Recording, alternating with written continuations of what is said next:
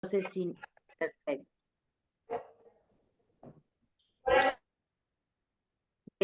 No los voy a presentar o sea, no voy a presentar a Israel a las demás y los demás, ni viceversa, porque estamos haciendo la segunda sesión a partir de la primera que él dio y que eh, quedaron algunas preguntas pendientes y desarrollar algunas cuestiones que surgieron de las preguntas. Y recordarles nada más que él está haciendo esta investigación sobre Derrida y cierto pensamiento feminista radical, ¿no? Fuerte, en conversación con los vocabularios derridianos, y esa, no recuerdo exactamente el título, tú lo puedes decir, Israel, pero esa sería la base de su participación con nosotros y en las jornadas derridianas, ¿no? Listo, pues entonces adelante. Sí, gracias. Bueno, para los que apenas acaban de incorporar, mi investigación lleva por título Jacques Derrida, Feminismo, lo femenino en deconstrucción. Y bueno, lo que estamos discutiendo es un texto que Derrida publica en la década de los 80, que lleva por nombre GESLEC 1, diferencia sexual, diferencia ontológica. Entonces, en una sesión anterior estuvimos discutiendo este texto y en esta sesión voy a tratar como de dar respuesta a algunas interrogantes que surgieron en nuestra reunión pasada. Entonces, voy a dar lectura a un texto. Entonces, espero responder a lo que de algún modo quedó propuesto como eje de discusión para esta sesión. Entonces, la pregunta es, inicio con una pregunta. ¿Es posible pensar en la sexualidad más allá de la lógica binaria masculino-femenino? Porque justamente eso, con esas preguntas, Derrida intenta cerrar su artículo, ¿no? Él, de algún modo, ya en las últimas páginas de GESLEC, uno se pregunta, y lo voy a leer textualmente: el retiro de la diada encamina hacia la otra diferencia sexual. Puede preparar también para otras preguntas, por ejemplo esta: ¿de qué manera la diferencia se depositó en el 2? O también, si se quiere mantener la diferencia en la posición dual, ¿cómo es que la multiplicación se detiene como diferencia y en cuanto a diferencia sexual? Entonces, de algún modo, Derrida se plantea esto, ¿no? Es decir, ¿cómo podemos pensar la sexualidad más allá de esta dualidad, ¿no? Masculino-femenino. Es decir, en una sexualidad plural y diferente, como señalará Derrida, antes o más allá de la división lógica marcada por el 2. ¿Por qué llamar diferencia a la diferencia sexual cuando en realidad lo que se afirma es la identidad? ¿Cómo pensar de otro modo la diferencia sexual sin que ésta se reduzca a la diferencia entre dos identidades, hombre o mujer, asumidas de manera natural? La deconstrucción ha puesto de manifiesto que la diferencia sexual opera como un dispositivo de poder sobre las diferencias, es decir, como una máquina binaria, heterosexual y falogocéntrica que produce figuras de la subjetividad y de la sujeción social y corporal a través de relaciones de dominación, sometimiento y explotación. Esta máquina es la que ha permeado nuestras maneras de ser y hacer en la vida política, social y cultural, reproduciéndose y reforzándose a través de una serie de prácticas que hemos naturalizado y normativizado. Seguir pensando que el género se reduce solo a la atribución de roles y oportunidades en función del sexo, suponiendo la preexistencia de identidades anteriores a toda operación genérica, no solo refuerza la naturalización del género, sino cancela toda posibilidad crítica y en este caso de constructiva. La diferencia sexual que opera bajo la lógica dual masculino-femenino no constituye un escenario pacífico, natural, ahistórico u homogéneo, sino un espacio disimétrico y jerarquizante, atravesado por fuerzas y trabajado en su cerca por el exterior que rechaza, expulsa y lo que viene a ser lo mismo, interioriza como uno de sus momentos. La diferencia para Derrida nunca ha sido la diferencia entre dos identidades, ¿no? En toda polaridad metafísica, ¿no? Ya sabemos que hay un sinfín de polaridades, cultura, naturaleza, vida, muerte, teoría práctica, etcétera.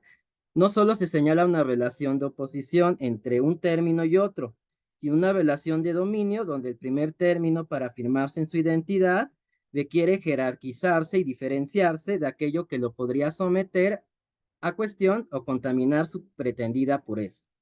Son estos códigos binarios los que habría que solicitar para poner en cuestión su carácter jerárquico y dominante, mostrando que el supuesto límite que marca una relación de jerarquía entre un término y otro, aparentando ser incuestionable, en realidad posee un estatuto contingente.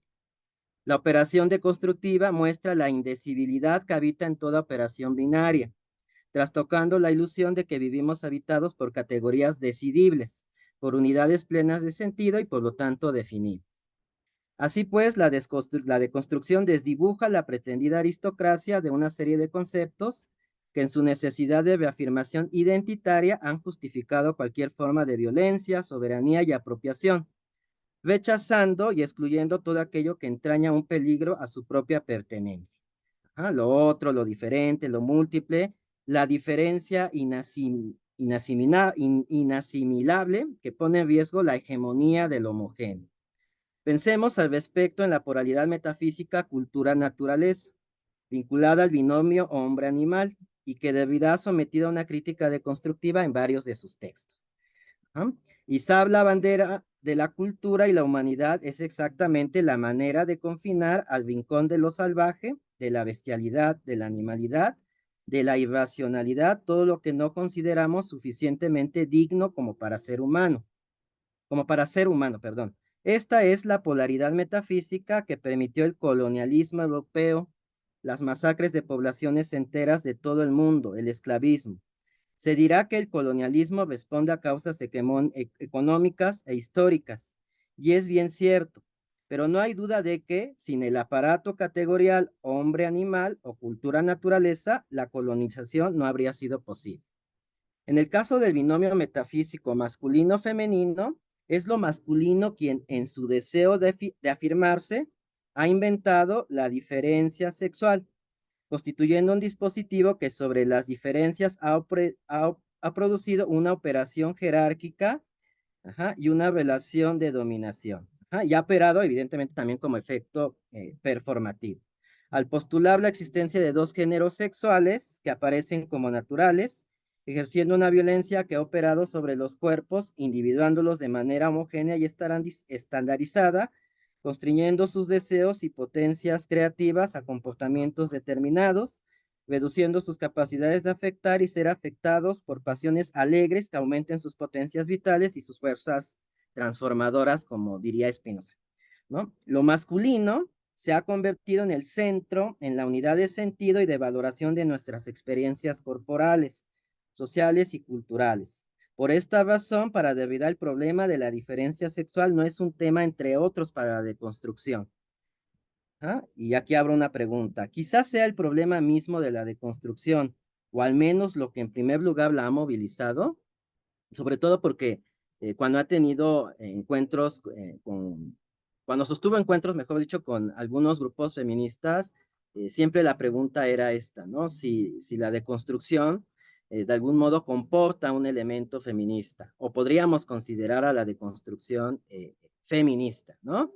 Y Derrida, por ejemplo, en una reunión que sostuvo con un grupo de feministas en Estados Unidos, justamente a propósito de la publicación de Gesle 1, cabe resaltar que Gesle 1, al menos en Estados Unidos, en ciertos grupos feministas estadounidenses, causó mucho revuelo, ¿no? Entonces, por lo general, siempre las preguntas, cuando había este tipo de encuentros, iban dirigidos a aclarar ciertos argumentos que Derrida había propuesto en Gesle 1. Y ahí él responde que tanto la deconstrucción como el feminismo están acumulados en el sentido de que ambos tienen como objetivo, ¿no? Por decirlo de algún modo, luchar contra esta estructura de dominación falogocéntrica, ¿no? En ese sentido, Derrida dice que la deconstrucción sí podría comportar un elemento feminista, ¿no? Y bueno, aquí cito algo de lo que él responde a alguna de las preguntas que le hacen algunas feministas. Hablo desde hace mucho tiempo de las diferencias sexuales más que de una sola diferencia, dual y oposicional, que es en efecto con el falocentrismo, con lo que llamo también el carnofalogocentrismo, un rasgo estructural del discurso filosófico que ha prevalecido en la tradición. La deconstrucción pasa en primerísimo lugar por ahí. Todo remite a ello, antes de toda politización feminista, y aunque me haya asociado con frecuencia a ello bajo ciertas condiciones, importa reconocer esta poderosa base falogocéntrica que condiciona más o menos toda nuestra herencia cultural.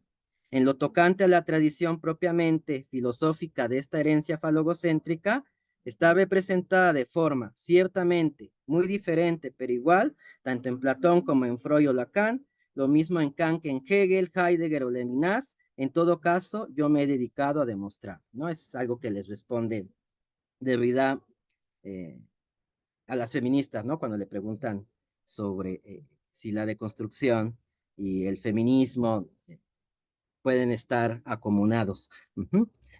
Cierro la cita. La filosofía ha considerado la diferencia sexual como un tema marginal o regional, relegándola como objeto de estudio propio de otros campos del saber, la biología, la antropología, incluso la sociología. Si los filósofos se han atrevido a hablar de ella, lo hacen siempre privilegiando el sexo masculino y denotando una actitud de desprecio hacia el sexo femenino. Sobre ello, los ejemplos se multiplican a lo largo de la historia de la filosofía occidental. Desde un Sócrates que en el libro quinto de la República señala que la mujer es menos hábil que el hombre para ciertas tareas, aunque la naturaleza les haya dotado de las mismas facultades, pasando por un Kant que sin miramientos afirma en su antropología que la mujer es un animal doméstico, hasta un pensamiento pedagógico como el de Rousseau, que no deja de manifestar su menosprecio hacia las mujeres, haciendo una serie de comentarios despectivos sobre su carácter y temperamento, tratando de mostrar que su propia naturaleza les ha impedido recibir una educación igual a la de los hombres. Aseveraciones de este tipo podríamos seguir encontrando en la gran pluralidad de textos filosóficos que se han escrito por más de 25 siglos. La filosofía ha estado vinculada con la figura masculina, suele portar la marca de la masculinidad, está firmada por la firma de hombres, es decir, por firmas que intentan neutralizar la diferencia sexual, según una estratagema clásica para imponer la firma masculina. La filosofía siempre ha sido hombre, ¿no? Vir, ¿no? El vir como propietario de la verdad, ¿no? O al menos así lo fue por mucho tiempo. Recientemente la historiografía filosófica nos ha enseñado que ha habido mujeres filósofas, las cuales fueron excluidas de la narrativa filosófica androcentrada. Hoy en día, que una mujer pueda ser reconocida académica y profesionalmente como filósofa, no resultaría un hecho extraño. Antes del siglo XX esto no habría sido posible.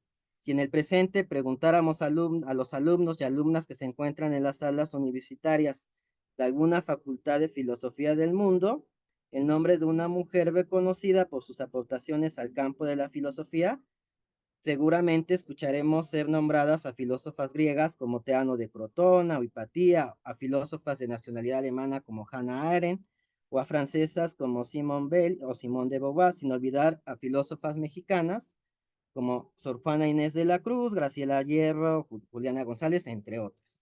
Sin lugar a dudas, sus contribuciones han generado una gran revolución en la historia del pensamiento filosófico, sin menoscabar sus esfuerzos para que las mujeres pudieran aspirar a ocupar espacios académicos y ejercer con mayor libertad el trabajo de la escritura y la enseñanza de la filosofía.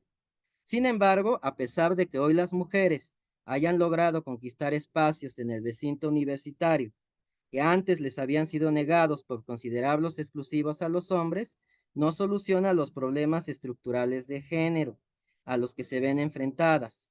Las mujeres filósofas que hemos citado se encontraron en una situación que les hacía pensar a partir de una tradición antigua, en su gran mayoría masculina, edificada sobre un poder asentado falogocéntrico, para retomar la expresión de Derrida. Aquí y ahora vivimos y pensamos siempre sobre un fondo de herencia antigua, marcada por un cierto tipo, un cierto rasgo estructural que habrá prevalecido en la tradición. Estamos relacionados con ello todavía, seamos mujer u hombre, pero de manera necesariamente distinta según seamos hombre o mujer, cada uno fiel y o infiel a su manera con respecto a la herencia. Esta herencia, que de algún modo también hemos suscrito a lo largo de la historia, es la que nos ha constituido en sujetos de un determinado género. Derrida nos invita a pensarla deconstructivamente, a serle infiel por fidelidad, desidementando la maquinaria que la compone, sus procedimientos y efectos de poder en la formación de nuestras subjetividades y en las relaciones que construimos con nosotros mismos y con los otros. No será casual que Derrida vincule el logocentrismo, este privilegio del logos paterno, con el falogocentrismo, el falo como significante privilegiado. Es justamente este régimen falogocéntrico el que ha asegurado tanto la oposición binaria hombre-mujer como el orden patriarcal, que ha privilegiado lo masculino como criterio y unidad de sentido, ejerciendo una relación de dominio, sojuzgamiento y explotación sobre lo otro, lo diferente, lo femenino. Es por ello que en la estrategia derridiana hay que hablar de la diferencia sexual, sobre todo en femenino. Recordemos la paleonimia de los viejos nombres, en la que el viejo término se conserva a pesar de los viejos que ello conlleva, para que a través de su desplazamiento ponga en cuestión la jerarquía de las distinciones. La deconstrucción de la diferencia sexual no buscaría simplemente invertir la jerarquía para hacer de lo femenino un nuevo trascendental, sino intervenirla estratégicamente para advertir la relación de poder y subyugación que la mayoría de las veces es neutralizada para imponer la firma masculina. Consideremos, como ya se ha puesto de manifiesto, que en la lógica dual masculino-femenino no tenemos que vernosla con la coexistencia pacífica de un vis a vis, sino con una jerarquía radical. Uno de los dos términos domina al otro, axiológica, lógicamente, etcétera, y ocupa el lugar preeminente. Frente al discurso falogocéntrico que ha privilegiado el orden de lo masculino, Derrida apostará por un pensamiento de la diseminación, imposible reapropiación del sentido y desplazamiento de la autocracia del autor como padre, creador respecto al significado último de un texto que no retorna al padre a un origen previo o sentido preexistente. Al respecto, resulta importante señalar el carácter sexual de la diseminación. El prefijo di tiene un sentido eminentemente privativo. Indicaría la no seminación, semen, seminis, semilla, la no reproducción o germinación sexual, lo que involucraría un cuestionamiento al poder engendrador del padre y a la sexualidad en su sentido genital y reproductivo, es decir, falogocéntrico. Sin embargo, el prefijo di también posee un sentido propositivo vinculado a la diferencia, como producción de lo diferente y de las diferencias, alusión al esparcimiento, a la proliferación, la multiplicación y la dispersión del sentido semántico y semiótico de todo signo. La deriva seminal, la imposible reapropiación monocéntrica, paterna, familiar, del concepto y del esperma, simiente, semilla, ¿no? Esto Derrida lo va a recuperar en Geslek 3, ¿no? Cuando habla de este segundo golpe, ¿no? Que se inscribe sobre los cuerpos y que marca de algún modo la oposición dual masculino-femenino, ¿no? Vuelve sobre esto, pero él ahí pone como ejemplo lo que comentábamos la sesión pasada, un ejemplo de que retoma de la agricultura, ¿no? O sea, toda el mal radical, ¿no? Que dice que es justamente este golpe, que es el género, que justamente se apropia de las diferencias y que de algún modo, al apropiarse de las diferencias, configura esta oposición entre hombre y mujer, ¿no? Y que de algún modo cancela la posibilidad de que los cuerpos puedan configurarse de otras maneras, sexualmente hablando, evidentemente. Sobre la marca, entonces, el término importante para Derrida, por lo tanto, tiene que oírse también como un desplazamiento calculado, estratégico del término reproducción, por encima de toda reproducción sexual. Como nombre descriptivo por el movimiento transferencial del significado, diseminación separa explícitamente ese proceso de la transmisión de la semilla del padre. que solo se reproducen los hijos. De hecho, tal como Derrida lo ha utilizado, obra una separación de la semilla original de significado o del meollo de una intención original de significar la condición de la transferencia.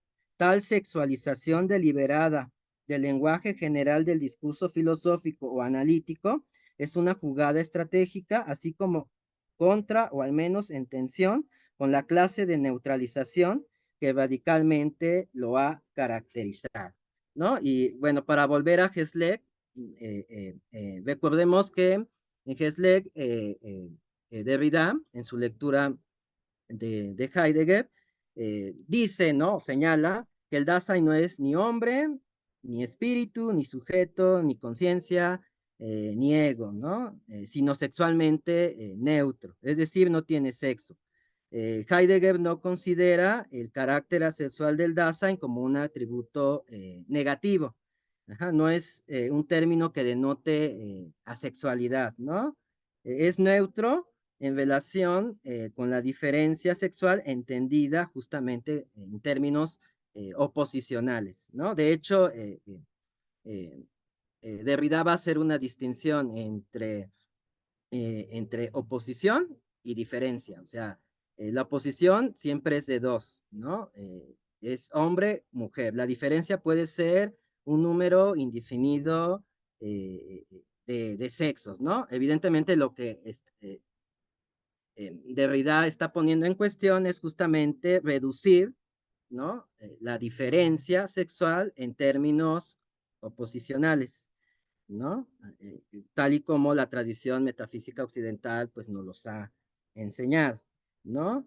Evidentemente hay una cierta neutralización que puede reconstruir el privilegio falogocéntrico, ¿ah? Pero según Derrida, y esto lo señala en un seminario que sostuvo con un grupo de feministas, del cual ya también mencioné, en Estados Unidos, en la Universidad de Brown, eh, eh, comenta que hay otra neutralización, ajá, que puede simplemente neutralizar la oposición, ¿sí?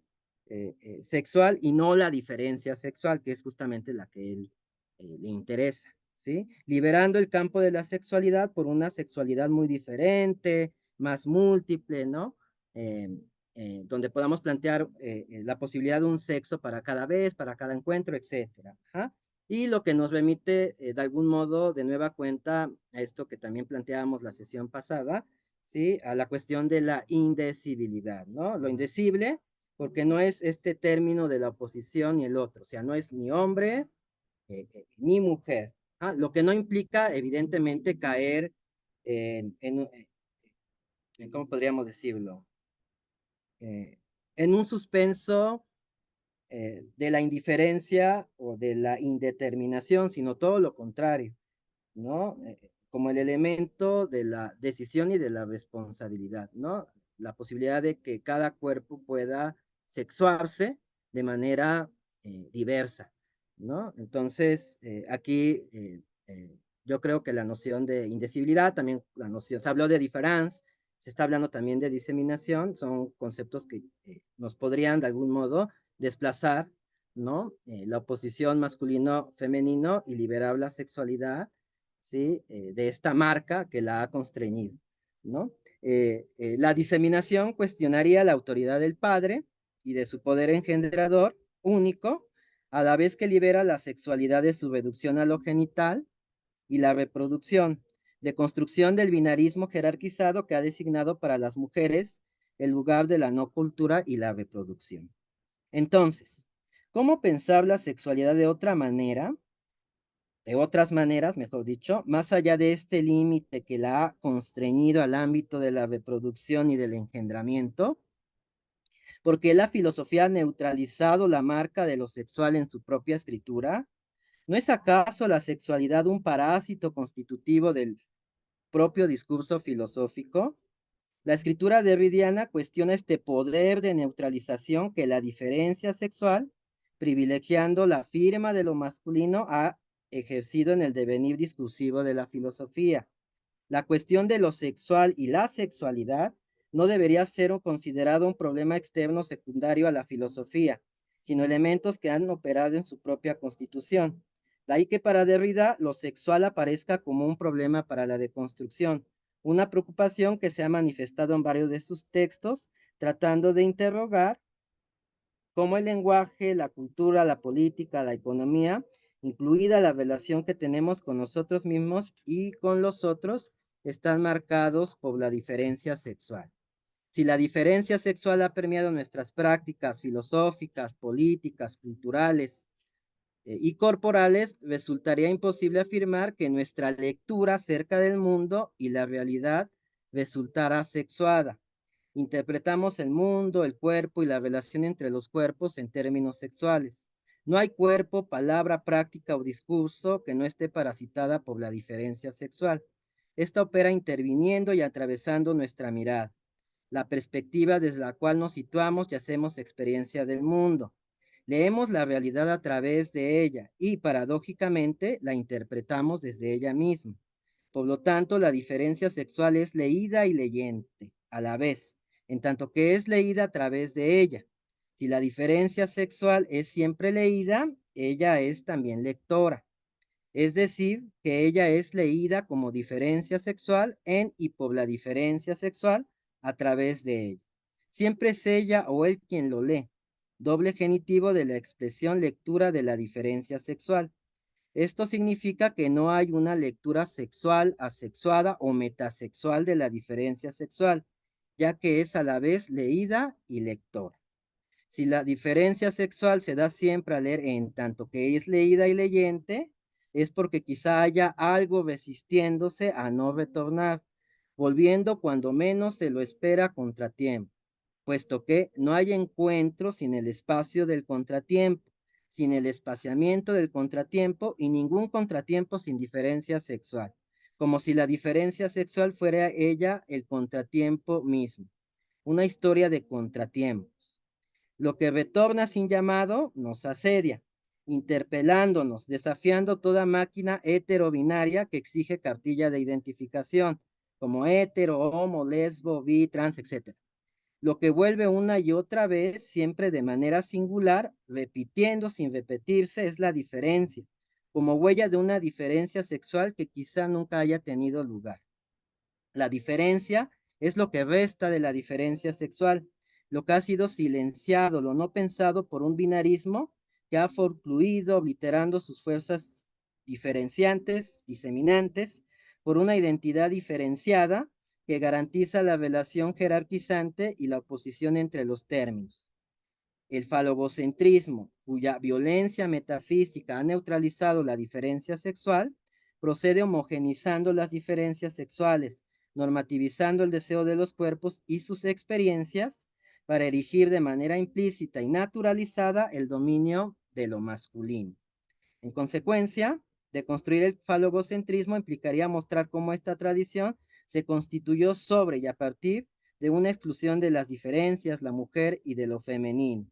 Derrida en su momento manifestó que la cuestión de lo femenino no solo apareció como un tema que movilizó tempranamente su trabajo, sino que aconteció como un problema de construir. La deconstrucción se ha movilizado para denunciar esta máquina genérica que sobre las diferencias ha generado procesos de exclusión y de violencia, abriendo un camino posible de interpretación crítica sobre las problemáticas de género, aportando herramientas conceptuales y estrategias argumentativas que la pluralidad de feminismos ha sabido leer en la obra de Derridiana, considerándolos oportunos de reactivar para proponer un pensamiento crítico que se sabe feminista, asumiendo la tarea de seguir interrogando las maneras en que la diferencia sexual, como máquina binaria, opera sobre los cuerpos, haciendo visibles sus efectos con el propósito de denunciarlos y con la promesa de que algo diferente pueda venir, como acontecimiento, más allá de una estructura de poder androcentrada y falogocéntrica que ha marcado nuestras relaciones con los otros y con uno mismo de modo jerárquico y autoritario. Por otra parte, la deconstrucción de la diferencia sexual estaría lejos de ser simplemente una operación negativa. Como suele pensarse lamentablemente en diversos círculos académicos y feministas, eh, eh, siempre va acompañada de un gesto afirmativo. No se trata simplemente de invertir la jerarquía o de neutralizar la oposición.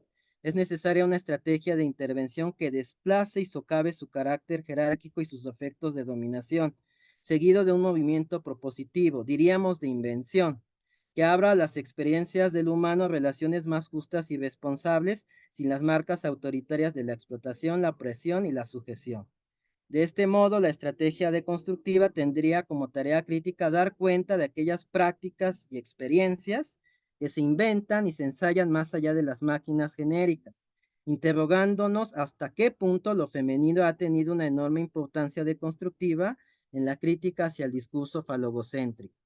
La deconstrucción aparece como una operación política, invitándonos a cuestionar los códigos binarios que nos amordazan, los cuales han establecido un orden conceptual y discursivo para clasificar y organizar lo que hay en el mundo, incluidas nuestras propias experiencias sexuales y corporales. Al respecto, Derrida ha señalado en el contexto de una entrevista con Richard Kearney la importancia de constructiva de registrar todas aquellas mutaciones que lo femenino, sin hacer de ella a priori una meta o un telos, ha ejercido en el cuestionamiento a la dominación falogocéntrica de nuestra cultura occidental, ¿no? Y bueno, esto es lo que dice Derrida. Aunque no suelo decidirme a emplear términos como liberación o desvelamiento, creo que caben pocas dudas de que actualmente estamos asistiendo a un radical cambio en nuestra manera de entender la diferencia sexual. Los discursos de Nietzsche y Joyce y el movimiento feminista representan una transformación profunda y sin precedentes en las relaciones entre el hombre y la mujer.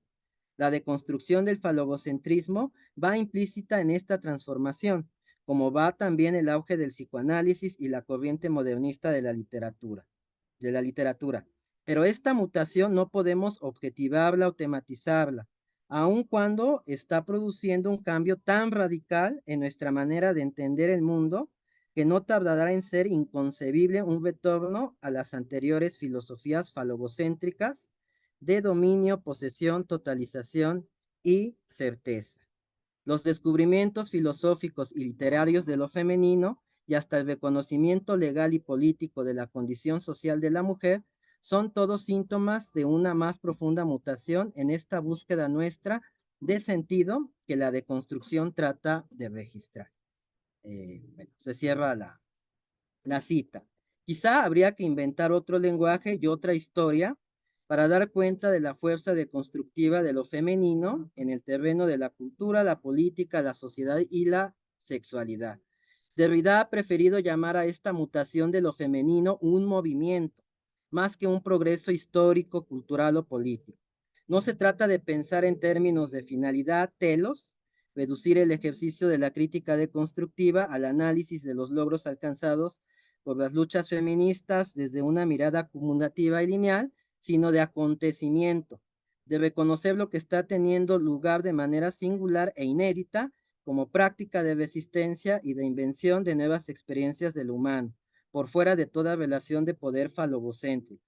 Recordemos que la deconstrucción no es un encierro en el vacío de la nada, sino una apertura hacia lo otro, hacia otros mundos posibles, más justos y responsables, hacia un porvenir que siempre está por llegar y que, paradójicamente, ya está aconteciendo desde el momento en que las mujeres se organizan y luchan cuerpo a cuerpo, resistiendo e inventando nuevas modalidades de la solidaridad y del estar juntas. Justamente son estas experiencias inéditas de la solidaridad y del acompañamiento entre las mujeres que resisten a la violencia metafísica del falogocentrismo, las que resultan interesantes de pensar y de registrar para la deconstrucción. Gracias. Muchas gracias, Israel.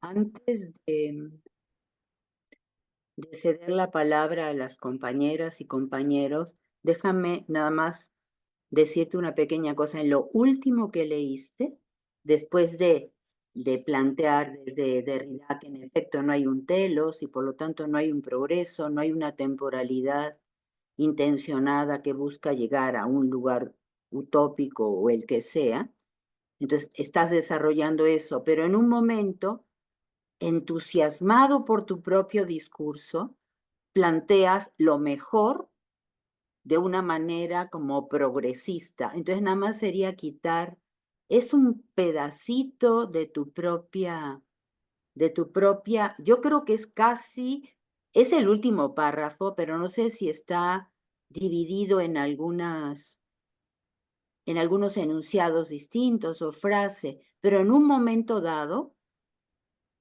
el término que utilizas plantearía una posible idea de progreso. Sin embargo, o sea, para que lo quites, sin embargo, tengo que reconocer que el mismo Derrida, en algún momento de sus propuestas, incluso alguna de ellas en alguna entrevista y muchas de ellas en sus propios textos, pone en cuestión la idea de progreso, pero sin embargo dice, en algunos casos, debería yo decir, que ciertos movimientos históricos van hacia mejor, ¿no? O sea, no puedo negar desde mi punto de vista que van hacia mejor. Entonces, simplemente es reconocer eso que él mismo plantea como una especie de paradoja de su propia decisión o perspectiva o postura, ¿no es cierto? Y también la tuya, que de todas formas, aunque sea movimiento y no un camino, un destino, etcétera, la aparición de los movimientos feministas o los movimientos del pensamiento de mujeres, pues tendríamos que pensar que lo que está sucediendo como acontecimiento es mejor, ¿sí? No que va hacia un mejor, hacia una utopía, sino esto que está pasando, incluso el hecho de que sea movimiento, como él lo llama, estaríamos del lado de esto, igual que Derrida se coloca del lado de estas mujeres. Recuerdo mucho cuando lo invitaron unas españolas que querían conformar una universidad, pero en defensa del pensamiento feminista. Lo invitan, hay un coloquio, hay una entrevista, hay incluso varias grabaciones. Y un poco la idea era como obligarlo a que se posicionara y dijera, estoy a favor de esto. Y ahí es también cuando él reconoce esto de que, bueno, estamos hablando de un acontecimiento singular, pero que esa singularidad o dentro de esa singularidad, de ese acontecimiento, está el hecho de que está mejor y está mejor porque las formas de dominación o la maquinaria sexogénero está siendo cuestionada, ¿no? Puesta en evidencia y desmantelada, ¿no? Desmantelada, no solo deconstruida, ¿no? Sino desmantelada. Entonces, nada más era eso. Y ahora sí, por supuesto, cedo la palabra a quien quiera preguntarle. Es que si se callan, tomo la palabra. Dense cuenta el peligro.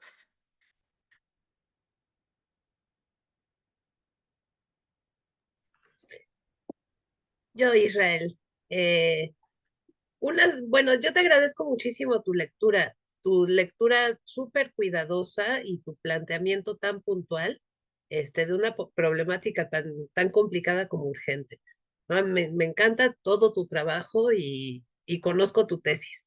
Entonces, de Gracias. verdad te agradezco y además el trabajo que te tomaste para responder a las preguntas de la última sesión a esta, y además escribir un texto perfectamente articulado, ¿no?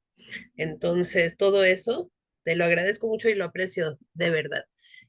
Una sugerencia, no sé si para tu tesis o para este trabajo muy al inicio, o bueno, cerca del inicio, te refieres a la relación entre el capitalismo y la colonia, por una parte, y esta maquinaria conceptual binaria y jerárquica.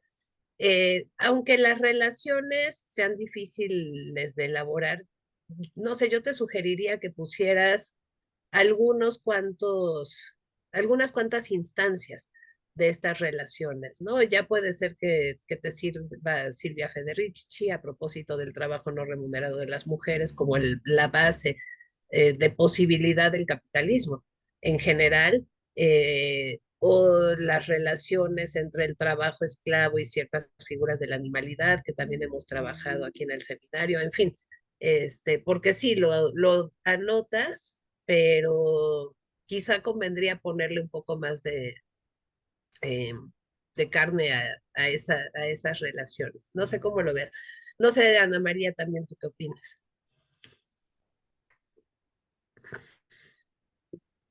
Creo que lo que pasa es que él nos está leyendo un texto, pero en su tesis lo ha considerado.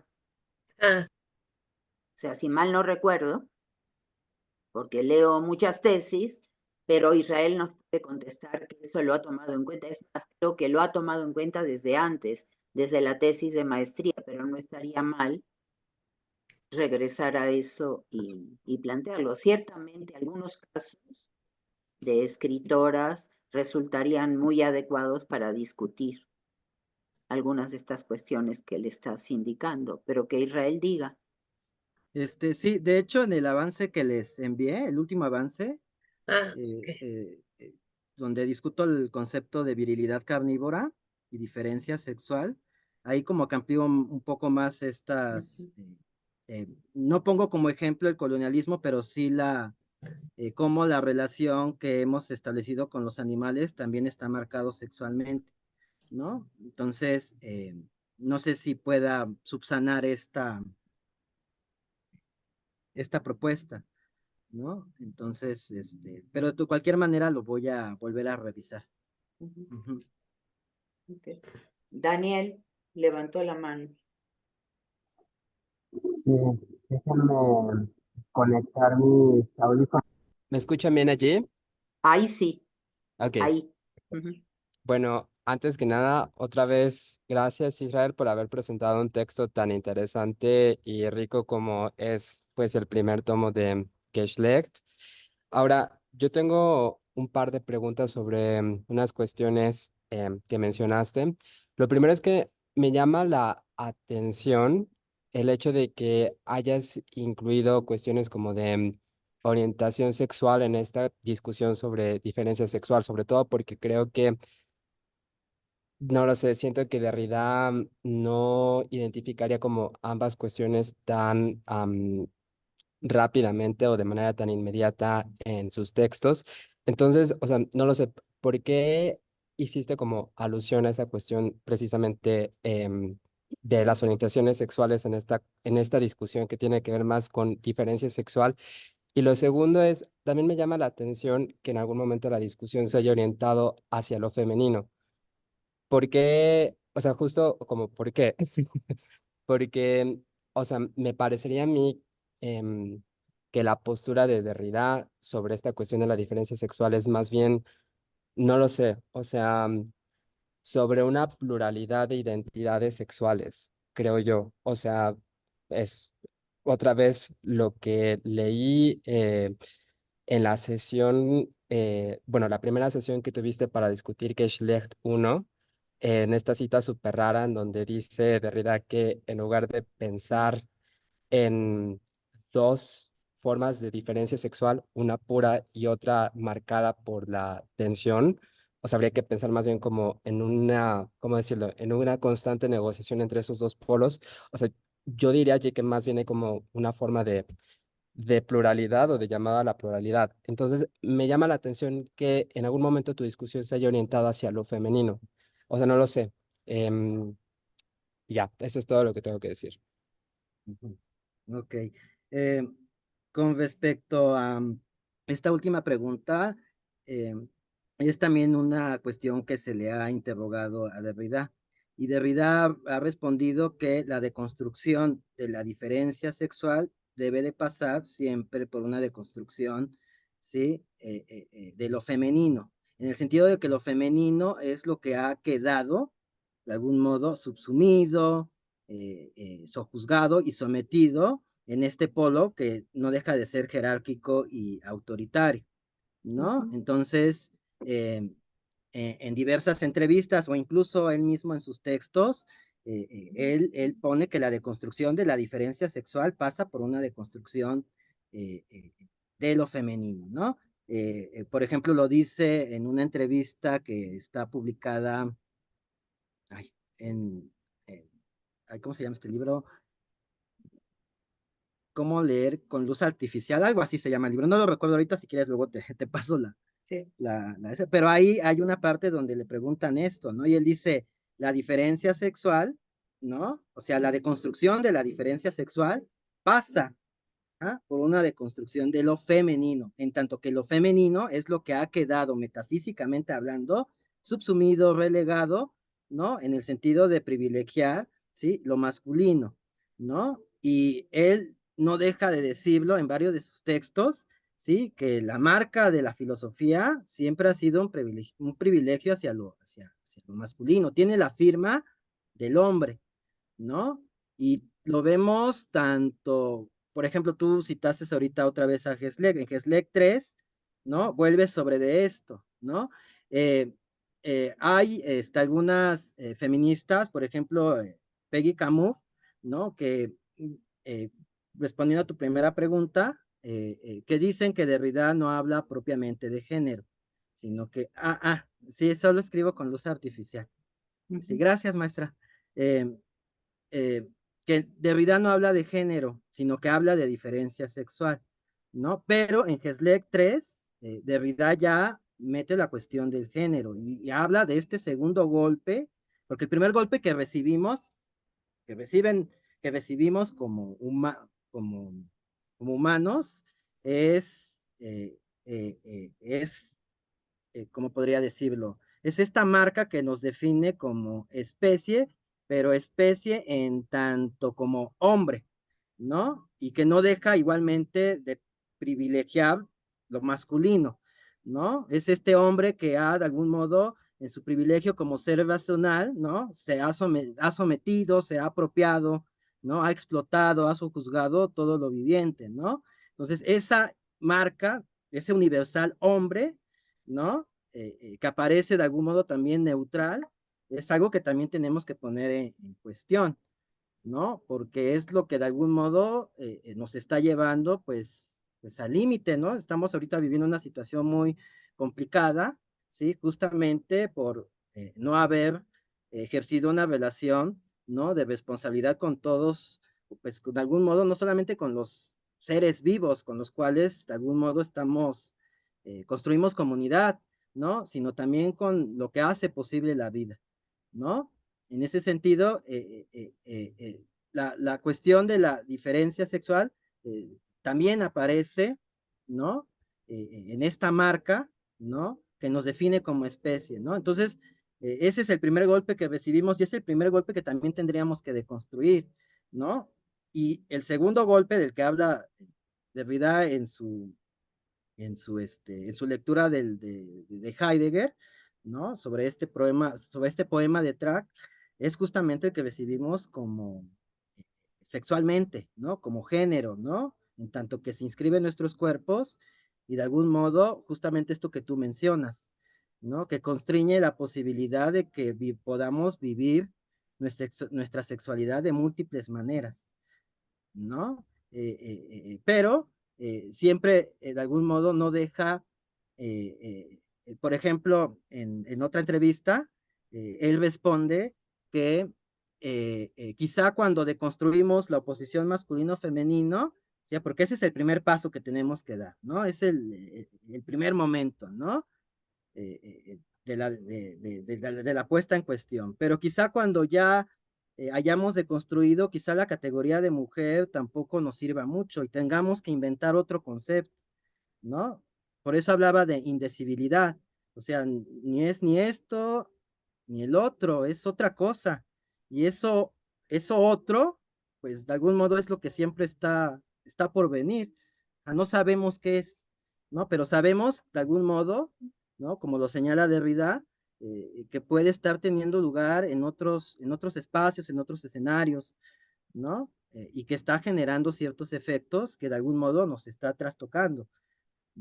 Y que nos está invitando a repensar justamente, ¿sí? Cómo experimentamos nuestros propios deseos y cómo configuramos nuestra propia sexualidad. Entonces, no sé si respondí a tu pregunta. No, sí, gracias, gracias.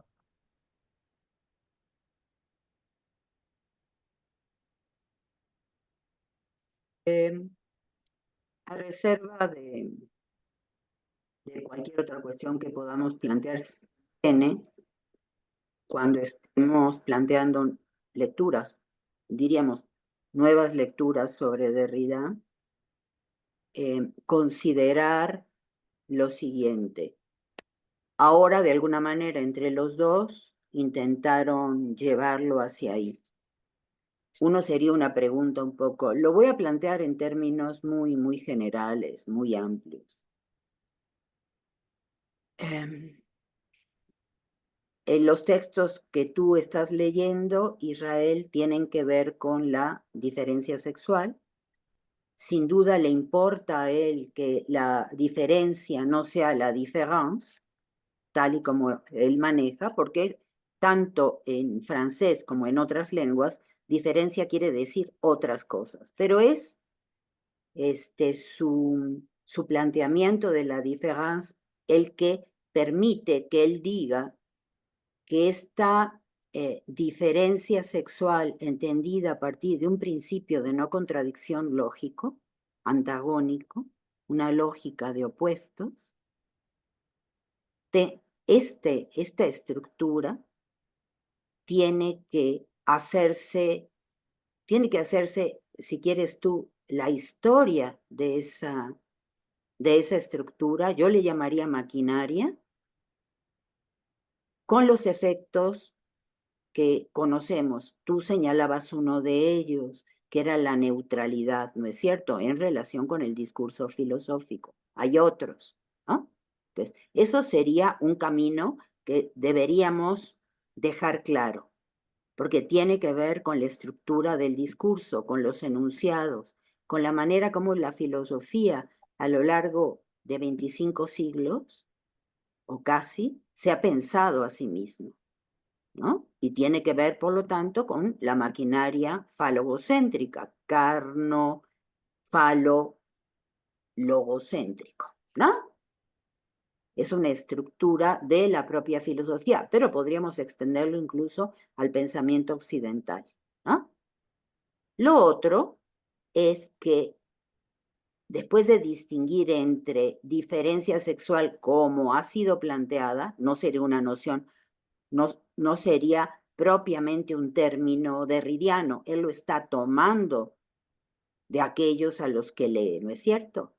Porque la manera en que él aborda y deconstruye la noción de diferencia ya la conocemos. Entonces, ahí, una vez hecha esta deconstrucción, queda más clara que diferencia sexual es esta maquinaria de opresión discursiva, para decirlo muy rápidamente, ¿no?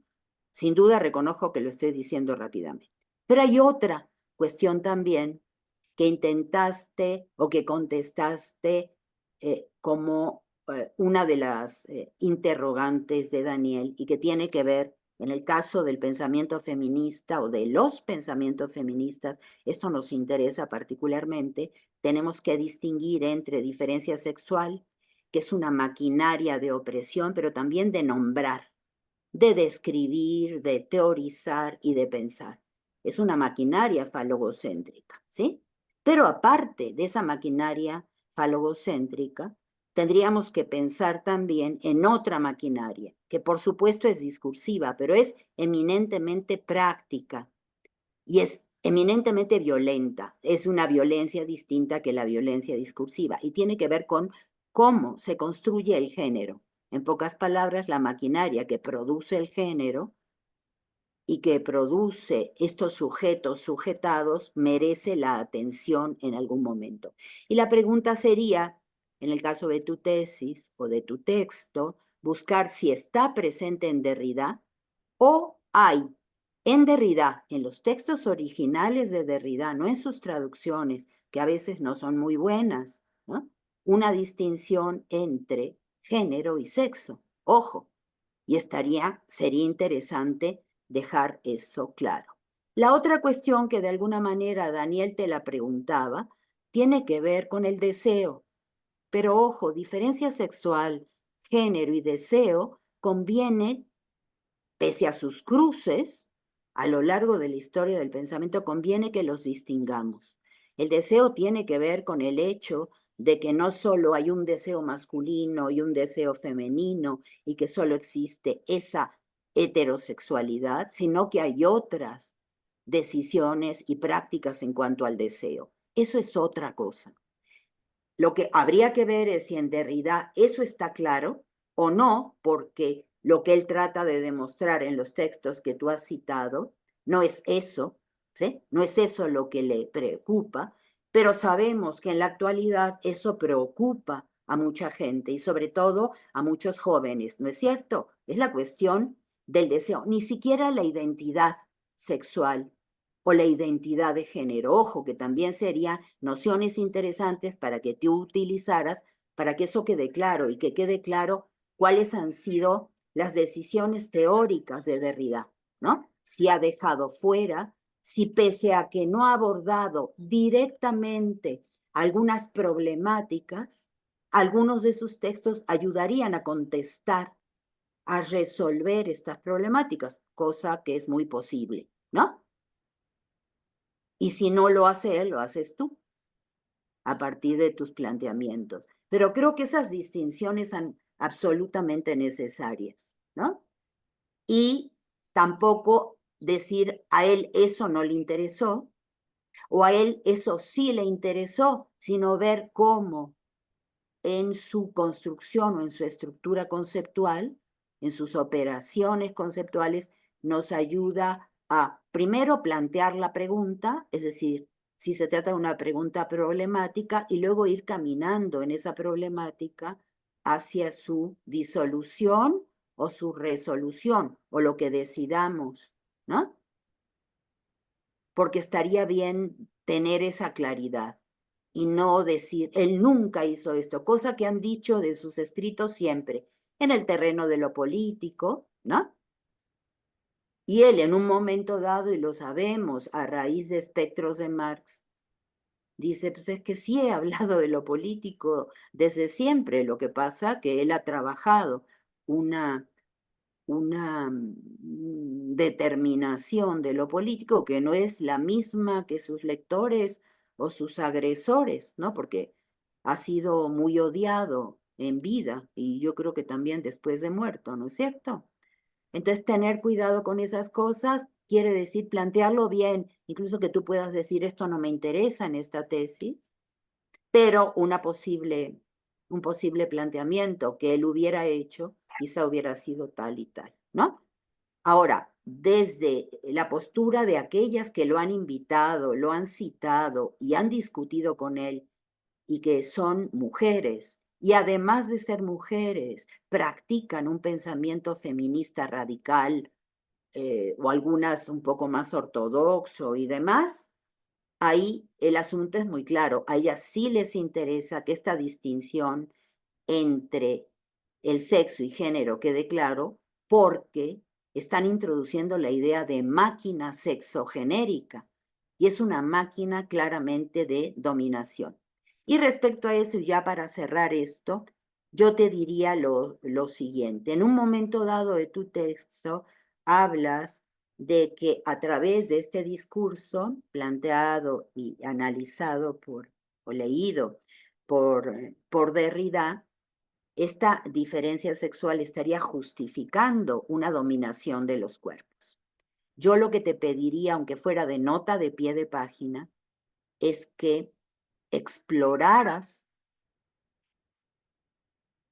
esa maquinaria, porque decir justificado, yo te iba a preguntar, justificado o legitimado en ese discurso falogocéntrico, porque sin duda en los discursos falogocéntricos que encontramos hace 25 siglos se justifica, se legitima, porque es un asunto también de ley y es un asunto quizá de justicia, y sería interesante distinguir en tu pregunta estas cosas.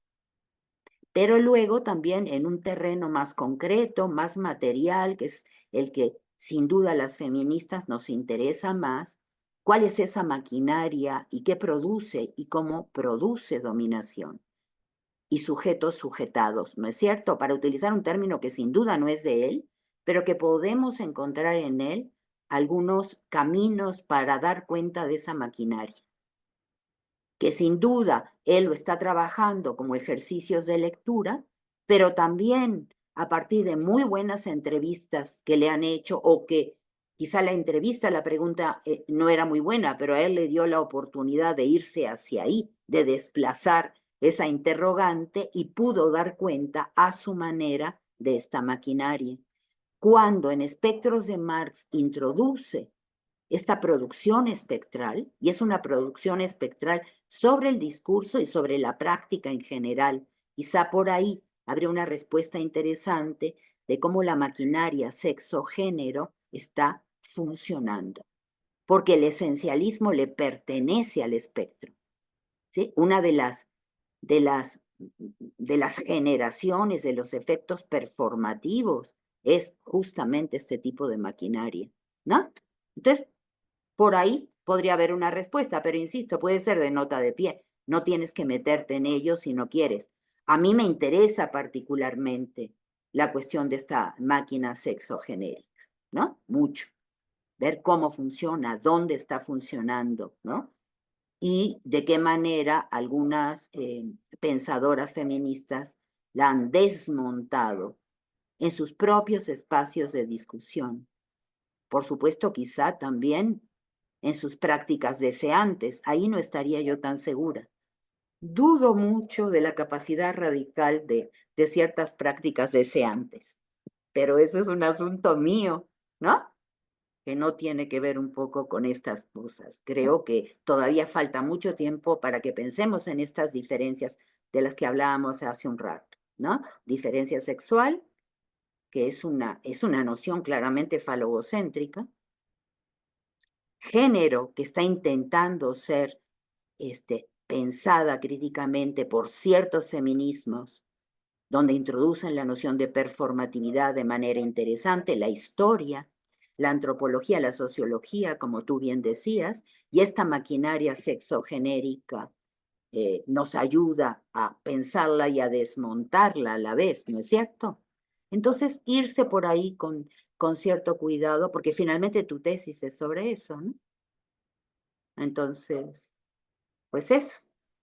No sé qué opinan las y los demás sobre esto. Porque no estamos intentando, Israel tampoco está intentando defender, digamos, locamente a Derrida, ¿no? Mostrando que nunca hizo lo que sus detractores están planteando, sino dar cuenta de este pensamiento, igual que el propio Derrida dio cuenta del pensamiento nietzscheano, que en principio se suponía claramente falogocéntrico, y él está mostrando elementos que serían justamente aquellos que nos permiten deconstruir el falogocentrismo en Nietzsche, ¿no es cierto? Entonces me parece, y en algunos otros pensadores, ¿no? Pero sin duda en Nietzsche, que nos parece extraordinario porque es un autor que dijo aparentemente de manera muy clara, bueno, que las mujeres son un animal con el cabello largo y con pocas ideas, ¿no? Y que dentro de ese discurso puede haber un discurso que deconstruye el falogocentrismo, que lo ha además identificado en el discurso de la filosofía occidental desde los griegos hasta nuestros días, hasta sus días, perdón, hasta el siglo XIX, ¿no? Entonces hacer lo mismo un poco con Derrida, ¿no? Que si dijo o si no dijo, revisar su discurso leyéndolo con cuidado para ver dónde esto está claro, pero sobre todo entender qué fue lo que planteó, ¿no? Y sin duda, diferencia sexual es un concepto falogocéntrico de la antropología y de la filosofía también, pero de la antropología, de cierta historia, de cierta sociología, es un término terrible, ¿no? Y hay que despojarlo, además de su fuerza, tú le llamabas justificante, o yo pregunto legitimante, ¿no? O ambas, ¿no es cierto? Pero esto tiene que quedar muy claro, porque claro, uno revisa y saca citas. Cuando uno está sacando una cita, siempre es un poco injusto, ¿no? Porque no es todo el libro. Uno, para ser muy claro, tendría que decir, bueno, léete todo esto. No puedo poner una cita de 3 líneas, porque esto está 10 páginas más atrás, 100 páginas más atrás, ¿no? O incluso en algunos otros textos o en sus clases, una cantidad de cosas. entonces uno siempre es injusto con las citas. ¿Esto por qué lo digo? Porque puedes hacer una cita donde dice diferencia sexual, pero se está refiriendo a aquellos que él está leyendo. No es un término del cual él se apropia. No es uno de sus términos. Para él no describe, no nombra. Lo que nombra es una función falogocéntrica. Y él está tratando de poner en evidencia esa operación o función falogocéntrica, ¿no? Que en efecto que implica justificación de ciertas formas de opresión o de dominación, sin duda, o de violencia, pero que hasta donde yo recuerdo son en general violencias enunciativas, son violencias discursivas sobre todo. Y este aspecto que nos interesa a las feministas es sobre una máquina que, aunque genera discursos, está generando cuerpos y relaciones entre cuerpos, ¿no? Lo cual está presente en Derrida en algunos de sus textos, hablar del entre, ¿no es cierto? Hace un momento ponías una cita de él en una entrevista donde develar no le interesaba, excepto en un texto que se llama Velos, donde aborda la noción de velos y la piensa desde la develación de muchas maneras. Entonces te iba a preguntar el año de esa entrevista, porque sin duda Velos es un texto, debería ser un texto posterior, y no tengo claridad de esa entrevista que tú señalas de qué año es. No lo respondas ahorita, vaya, es para que lo tengas considerado, porque sin duda en el libro este, que se llama Velos, aborda toda esta cuestión, ¿no? De la develación. Entonces que él diga, pues esto no me interesa, no lo hice, bueno, pues sí, sí lo hizo y sí le interesó ahí, y claramente en diálogo o en conversación con un pensamiento feminista. Y lo otro, ya que digo pensamiento feminista, pero luego tú y yo lo podemos trabajar en cualquier momento, dices en el presente, cuando uno le pregunta a una filósofa mujer sobre la filosofía, pues cita a todas estas mujeres. Curiosamente, casi todas las que has puesto citadas, ninguna de ellas es feminista. Entonces me llamó la atención, ten cuidado con eso, porque quizá te escuché mal y lo que quieres decir es que si le preguntas a cualquiera que está estudiando en la facultad si hay mujeres filósofas, te va a decir que sí, ¿no? Pero que sean mujeres y filósofas no quiere decir que sean filósofas feministas de una u otra corriente, de una u otra herencia. Entonces hay un poco de, no sé si las demás o los demás estén de acuerdo. A mí de pronto me sorprendió, pero quizá como me sorprendió dejé de escuchar bien, porque de verdad ninguna de estas citadas, digo, son filósofas sin duda, pero es más, interrogadas siempre han dicho que no son feministas. Entonces, ahí nada más precisa esa parte donde pones ese ejemplo para que no se escuche como yo escuché. Admito que pude haber escuchado mal, ¿eh? De verdad. Quizá me sorprendió que pusieras a esas mujeres y creo que no hay ninguna feminista. En fin, Lourdes. Sí, pues yo nada más rescataría en esta mención a feministas, pues Graciela Hierro dentro de sus asegúnes, ¿no? Que empezó hablando de la domesticación a la educación, que le interesaba la filosofía de la educación, la ética feminista, pero sí, Juliana González y no me Hannah acuerdo Arendt. ¿Perdón? Hannah Arendt jamás Ah. dijo ser feminista. Es más, le molestaba, ¿no?, que le hicieran ese tipo de preguntas porque ella creía que la filosofía era, como dice Israel, ¿no? Sí. Sin sexo. Excepto que en algunos otros momentos, incluso en algunas entrevistas, sobre todo cuando rehace su biografía con Heidegger, y quizás sin darse cuenta, ¿no?, al plantear cómo ese gran filósofo que fue su maestro, entre otras cosas, estaba ninguneando el tipo de filosofía que ella construía, ahí hace ciertas declaraciones interesantes, donde señala ese espíritu neutralizador de Heidegger para pensar el discurso filosófico, que parecía dejarla a ella fuera, o sea, la excluía. O sea, porque lo que ella hacía ni siquiera era buena filosofía. En pocas palabras, no era filosofía, ¿no? Toda esa parte es interesante. Pero sí, Lourdes tiene razón. Dijiste Graciela Hierro, y creo que es la única feminista, porque creo que todas las demás que señalabas, Juliana González, pues jamás, ¿no?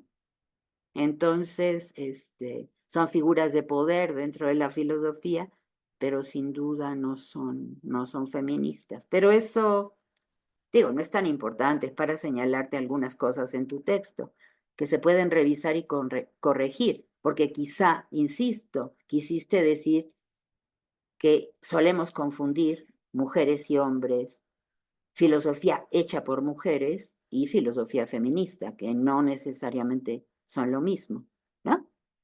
Puede haber muchas mujeres que hacen filosofía, pero no hay ninguna pretensión feminista en ellas, ¿no? Porque además señalabas algunas desde Grecia. Ah, ahora recuerdo, señalabas algunas griegas, donde sin duda la problemática feminista no estaba presente, ¿no? Sí, ya. Pues, ¿puedo tomar la palabra? Sí, Sí. claro. Bueno, yo también agradecerte muchísimo, Israel. La verdad pues me da mucha luz a muchas cuestiones que yo tenía como muy confundidas y que creo que nos pueden ayudar a pensar ahorita a estas discusiones que han dividido a los feminismos, ¿no? Y bueno, el poder entender primero ese primer golpe, ¿no? Hacia la diferencia sexual desde el falogocentrismo ahí me gustaría pensar también desde un fonofalogocentrismo, no sé si también estarían de acuerdo. Luego, la sujetación al género, ¿no? Esa sujetación que también retoma luego Butler, y pensarlo desde la maquinaria sexogenérica, es decir, ahorita que hablaban de que el esencialismo le pertenece al espectro, creo que nos puede dar luz el investigar por ahí. Y otra cuestión que también nos puede ayudar, y bueno, estoy así como lanzando ideas que me provocó el escucharte y lo que ahorita mencionaban a María, la indecibilidad hacia lo múltiple, lo diverso, hacia no nada más identidades, sino deseos también.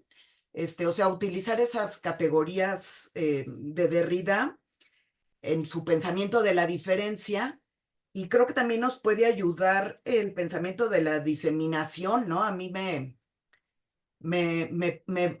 como que me invita a pensar por ahí la dispersión del sentido, o sea, la multiplicidad de significados que nos puede ayudar a pensar la maquinaria sexogenérica, ¿no? Para sacarlo de algunas argumentaciones desde ciertos feminismos radicales esencialistas o con una visión biologicista, ¿no? No claudicar a esos esencialismos, sino que caminar, que yo pensaría que hacia allá querían llevar a Derrida en sus entrevistas, ¿no? Con estos grupos de feministas. Pero bueno, o sea, la maquinaria sexogenérica que genera discursos, que genera efectos sobre los cuerpos, sus relaciones, sus deseos. Creo que todo eso nos puede ayudar en las discusiones ahorita que se han polarizado. Y bueno, sería nada más como esa invitación a pensar por ahí, por esa ruta que sentí que nos podemos apropiar para trazarla en el seminario o en lo que estamos trabajando cada quien. Y bueno, pues gracias. No, muchas gracias por los comentarios. Em, de hecho, la cuestión de la diferencia entre sexo y género es algo que ahorita también estoy iniciando a trabajar, porque Derrida sí tiene un texto sobre el género, se llama La ley del género. ¿no? Entonces, ahí él de algún modo elabora, hace una deconstrucción del género, pero a partir justamente de los géneros literarios. Pero yo creo que en esa discusión podría dar como algunas luces, ¿no? De cómo él está entendiendo la idea de género, ¿no? Y de algún modo confrontarlo justamente con esta crítica que hace de la diferencia sexual, ¿no? Y ver los puntos, de algún modo, ¿cómo podríamos decirlo? Esos puntos donde se puede tocar la cuestión de la diferencia sexual con la cuestión del género, ¿no? Y en qué puntos también puede haber divergencias, ¿no? Pero es algo que ahorita estoy empezando como a releer, ¿no? Es, O sea, sí lo tenía presente y de hecho ya ubiqué algunos textos donde Derrida vuelve a esta cuestión del género, sobre todo porque a mí me surgió mucho cuando leí esta interpretación que da esta norteamericana de Derrida sobre la diferencia sexual, ¿no? Donde dice, esta Peggy Camus dice que en Derrida no hay una lectura del género, él no utiliza la palabra género, ¿no? Que la crítica va más bien dirigida a la idea de diferencia sexual a través, evidentemente, como usted muy bien como lo comentó la doctora Ana María, no es una categoría derridiana, sino justamente es este ejercicio de constructivo que hace, ¿no? De la diferencia pues sexual sí. en la tradición metafísica occidental, ¿no? Ahorita estamos discutiendo, tomando en texto, cómo Heidegger lo está reelaborando, ¿no? Pero, por ejemplo, también está la crítica que Derrida le hace a Levinas, ¿no? Que también es una cuestión, cómo aparece la problemática de la diferencia sexual en el pensamiento levinasiano, ¿no? Pero, Perdón, y en relación con el hebreo, que sería ajá, interesante. Perdón, te dejo terminar y luego digo esto. sí, Termínate. sí, entonces, yo creo que Derrida sí habló del género, ¿no? Y pero es una búsqueda que ahorita estoy haciendo. No les podría dar una respuesta inmediata. Sí es algo que tengo en consideración, ¿no? Y sobre todo para debatir también estos puntos de vista, ¿no? Que señalan que en Derrida no hay un pensamiento de género. Sí lo hay, ¿no? Pero hay que tener este cuidado de ir ubicando estos textos, estas lecturas para poder entablar un diálogo, ¿no? De algo que quizá ha sido evidente para las feministas, que es el problema de la diferencia sexual, ¿no? Pero la problemática del género sí aparece en los textos derridianos, pero hay que ubicarlos y leerlos con cuidado, ¿no? Y ver cómo está elaborando él, de algún modo, cómo él está elaborando, ¿no? La idea de género, ¿no? Entonces, ahorita me acordé de este texto, el texto es La Ley del Género, y también ha sido recuperado por algunas feministas, ¿no? Entonces, pero sí lo tengo presente. Con respecto a lo que decían de las mujeres filósofas, eh, aquí lo que leí era nada más para señalar que, o sea, o sea, que si nosotros le interrogamos a alguien en el ámbito universitario, si hay mujeres filósofas, sí las hay, ¿no? Y entonces yo enlisté nombres Claro. de mujeres filósofas, ¿no? No era tanto mi intención de decir que son feministas, sino Ya. solamente para tratar de aclarar que por mucho tiempo el trabajo de la filosofía era un trabajo propio de hombres, ¿no? Y que a partir o sea, antes del siglo XX, ¿no? Yo lo pongo aquí, ¿no? Pero si a hoy le interrogamos a alguien si hay mujeres filósofas o mujeres que se dedican a la filosofía, pues evidentemente sabemos que sí, ¿no? Y entonces yo enlisté o sea, este nombre de mujeres, ¿no? Que son filósofas y tratar de mostrar que, bueno, la filosofía ya no es un trabajo propio de hombres, pero quizá aquí yo creo que me faltaría como precisar que el hecho de que sean, no creo que sí lo puse a Sí, continuación. fue mala lectura de mi parte, perdón, Ajá, ¿eh? creo que sí lo puse porque eso no implica que sean críticas de este discurso falogocéntrico, ¿no? Es decir, que sean Exacto. feministas, ¿no? O ellas Porque, mismas defensoras de este discurso falogocéntrico, como es el caso de muchas, ¿no? ajá, Aunque sí, sean porque mujeres, que no. el, el Sin hecho ser de que sea, esencialistas, el hecho de que sean mujeres no significa nada ajá, para el sí, el caso hecho del de que discurso. sean mujeres que han ocupado un cargo, que han logrado, ¿no? Algo que mucho tiempo les fue negado, no quiere decir que esa igualdad de oportunidades que han logrado no implica necesariamente una crítica a esta estructura de dominación falogocéntrica. Porque a veces son defensoras de esa estructura, Ajá, lamentablemente, sí. sí, Y a sí. propósito, antes de que sigamos, es muy importante, no solo para Derrida, yo diría para todas y para todos nosotros, que si estamos leyendo un texto en el original, se conozca no ese texto, sino esa lengua, porque sin duda sabemos las diferencias que hay en los conceptos, en la historia, en la semántica y la pragmática de los conceptos. Por ejemplo, Geschlecht en alemán, sobre todo en su pragmática, en sus usos, sobre todo en el siglo XX y en el discurso fascista o nazi, Geschlecht quiere decir linaje, quiere decir raza, quiere decir sangre, lo que en español los malos traductores o traductoras traducen únicamente como género, ¿no? En relación con los cuerpos, sin duda, porque hablar de linaje es hablar de alguna manera en el campo antropológico, en el campo social, ¿no es cierto? Raza, etcétera, incluso en el campo político, no en el de la lengua. Todos sabemos que en los lenguajes existe el género, es decir, conocemos los artículos que tienen género, ¿no? Los adjetivos que tienen género, los nombres, ¿no? Que tienen género, lo sabemos. Ese es uno de los problemas del lenguaje excluyente o incluyente, ¿no es cierto? Que así está construido nuestro lenguaje. No todos los lenguajes tienen estas características, entonces es importante hacerlo en esa propia historia, tanto semántica como pragmática de las lenguas. Y esto amplía la cuestión de género, claro. Si tu interés es abordar la cuestión del género o la palabra o el concepto o la categoría en distintas lenguas y en distintos autores, se vuelve una labor inacabable, no indecidible, sino inacabable. No te da el tiempo de vida para leer a todos aquellos en la historia de la filosofía, desde cada una de las lenguas, cómo lo han trabajado. Entonces uno tiene que cortar, ¿no es cierto? Y una manera de hacerlo, como sabemos, como nos han enseñado, es contextualizando. Estás leyendo a tal autor, ¿no?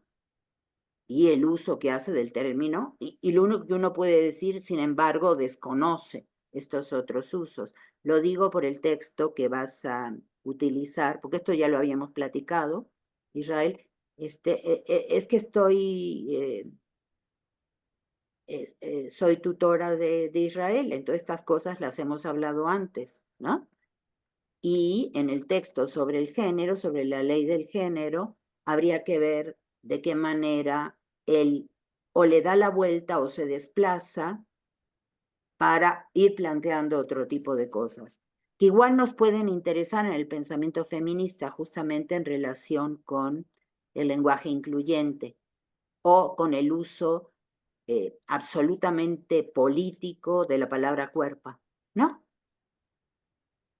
No es nada más un acuerdo de seamos incluyentes, porque esto suena a tolerancia liberal y habría que cuestionar la idea de tolerancia liberal. No es una cuestión de tolerancia, es una cuestión de que cuerpo introduce un campo problemático distinto para pensar la relación entre los cuerpos, ¿no? No es simplemente inclusión. Entonces, no es lenguaje incluyente, es lenguaje político, dentro de cierto feminismo radical, y eso no es propio de tu tesis, no tienes por qué plantearlo, pero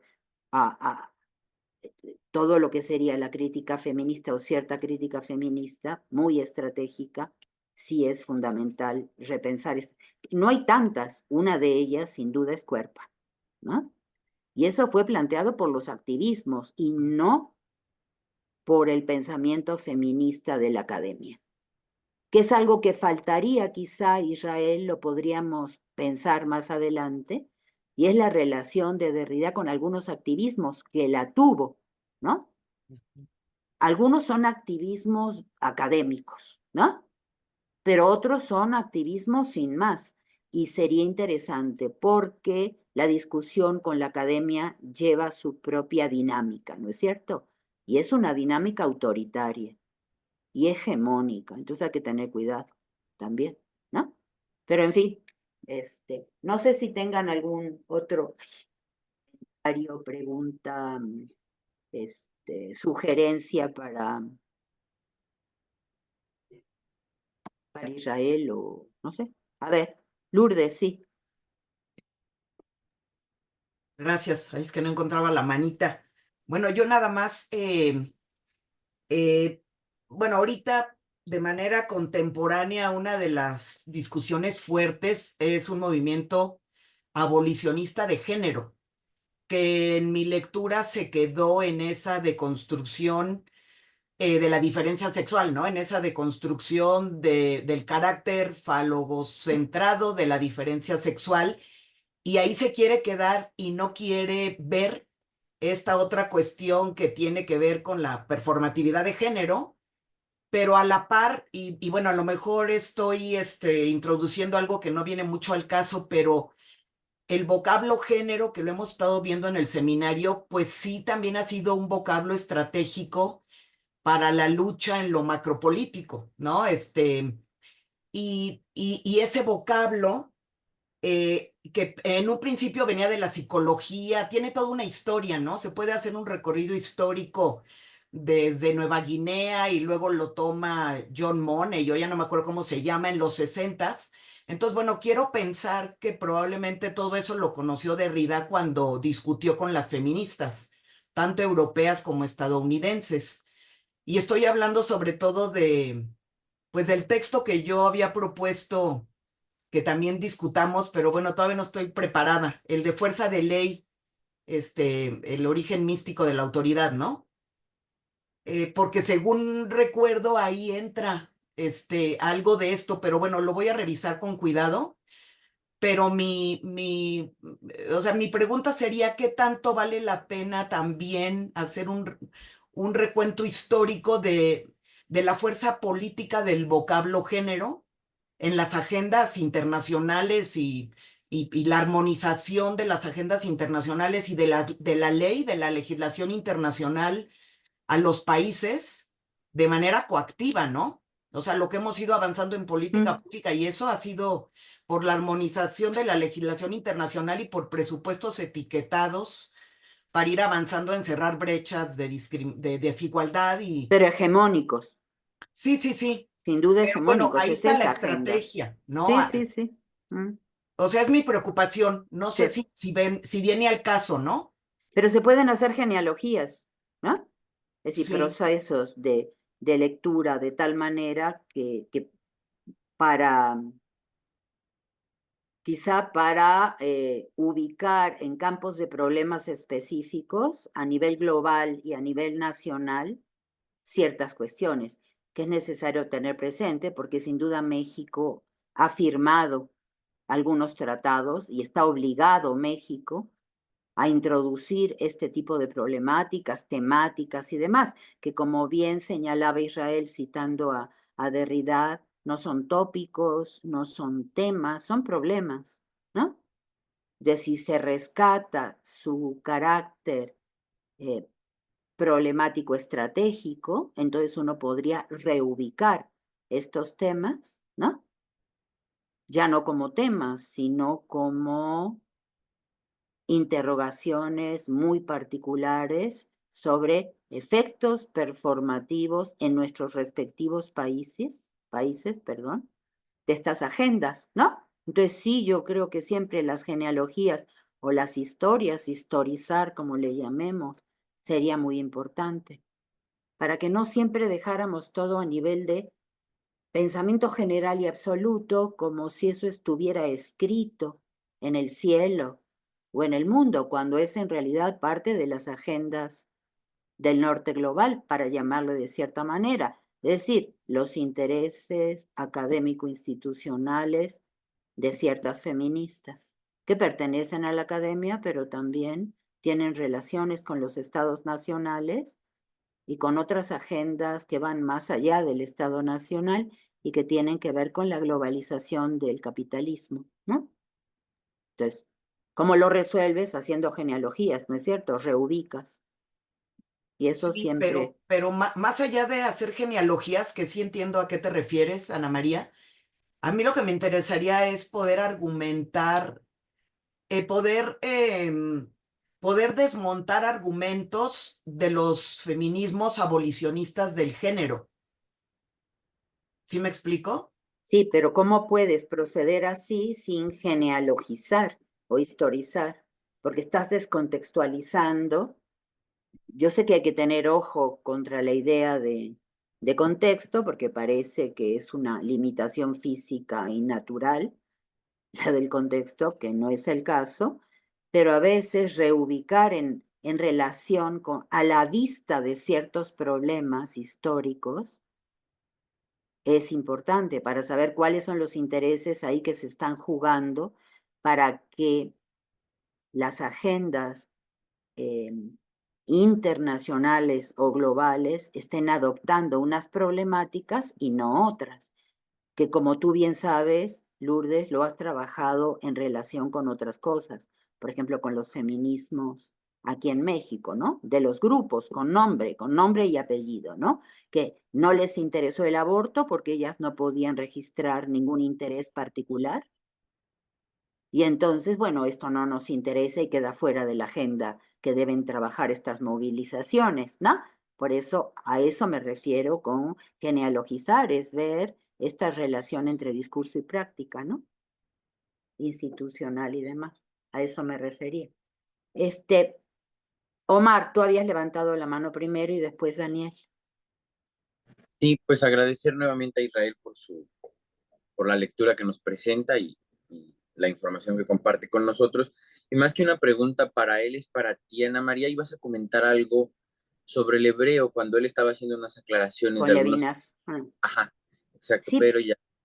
ahí el asunto es que necesitaríamos el auxilio de alguien que maneje bien el hebreo. Podría ser Silvana, entonces la podríamos invitar el próximo semestre, digamos, a nuestras sesiones si tiene tiempo, porque ahí Derrida, que no es experto en hebreo, que no fue experto en hebreo, sin embargo, obviamente se asesora con expertos en hebreo para poder leer con cierto cuidado a Levinas. Y en relación con estos temas, ¿no? Con el tema del sexo o del género. Derrida insiste que Levinas es uno de los neutralizadores, diríamos, ¿no? Fuertes. Y la pregunta es si esa neutralización empieza desde el hebreo. Y de cierta manera de relacionarse con los textos en hebreo, que el hebreo tiene una larga historia, son 5.000 años de historia, ¿no? Los textos que se han conservado también tienen esa historia, no 25 siglos, sino 5.000 años, ¿no? Son distintas las temporalidades y también son distintas las maneras de leerlo y en qué contextos, pero sería interesante tenerlo muy claro. Entonces te vas a leer a Derrida leyendo a Levinas y entonces ahí empiezas a darte cuenta por qué Levinas está diciendo ciertas cosas, aunque las escriba en francés, ¿no? Pero lo que está jugándose ahí, y él mismo lo plantea, es cierta historia de la lengua, de la cual él se ha apropiado de cierta manera, porque como todos sabemos, Levinas odia algunas de las tradiciones escritas en hebreo, ¿no? O sea, adora a algunos y a otros los aborrece, dice que ni siquiera conocen el hebreo, aunque escribían en hebreo, ¿no? Entonces, eso tendríamos que tenerlo muy claro. Y a veces no alcanza el tiempo de vida para aprender tantos idiomas como uno quisiera, ¿no? Y poder meterse en estas discusiones. Pero respecto a sexo y género, hay ahí o sea, Derrida lee, busca eso en Levinas, ¿no? de manera muy, muy particular. Pero en cuanto sepa algo más, te paso datos, ¿no, Omar? Si te interesa, porque sí tengo ahí unas cuantas lecturas sobre eso. Gracias. Daniel. Ya voy.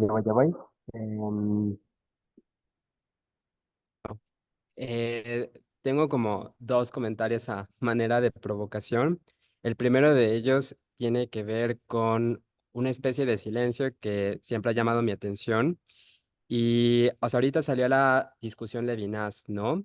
Cuyo tratamiento de lo femenino, o sea, pues fue problematizado por Derrida, pero mucho antes que él fue problematizado por una filósofa y esa fue Simone de Beauvoir.